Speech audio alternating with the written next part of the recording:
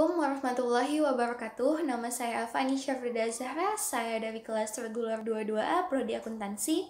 NPM saya 2015-1052. Nah, di sini saya akan menjawab pertanyaan yang sudah diberikan oleh Bapak dosen pengampu, yaitu jelaskan mengenai jenis-jenis pertumbuhan ekonomi konsep pendapatan nasional. Nah, sebelum saya menjawab pertanyaan ini, maka saya akan menjelaskan terlebih dahulu apa yang dimaksud dengan pertumbuhan ekonomi dan apa yang dimaksud dengan pendapatan nasional.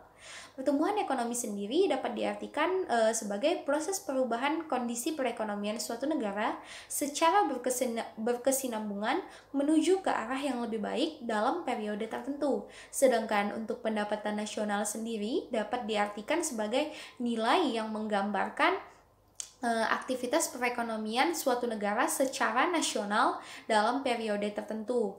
Nah, dalam pertumbuhan ekonomi konsep pendapatan nasional ini sendiri, kita akan mengetahui beberapa istilah-istilah penting.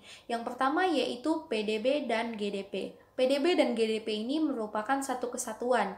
PDB sendiri merupakan singkatan dari Produk Domestik Bruto dan GDP sendiri merupakan singkatan dari Gross Domestic Product. Nah, PDB ataupun GDP ini sendiri dapat diartikan sebagai seluruh barang ataupun jasa yang dihasilkan oleh seluruh warga masyarakat termasuk warga negara asing dalam negara tersebut dalam periode tertentu. Nah, periode tertentunya ini biasanya 1 tahun. PDB dan GDP ini sendiri dipengaruhi oleh beberapa hal, salah satunya produktivitas.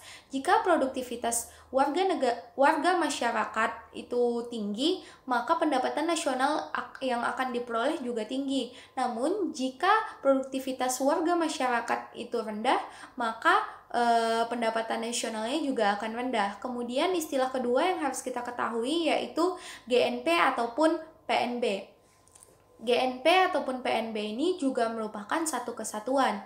Nah, PNB ini sendiri merupakan singkatan dari Produk Nasional Bruto, sedangkan GNP ini merupakan singkatan dari Gross National Product, yang dapat diartikan seluruh barang atau jasa yang dihasilkan oleh masyarakat suatu negara dalam periode tertentu.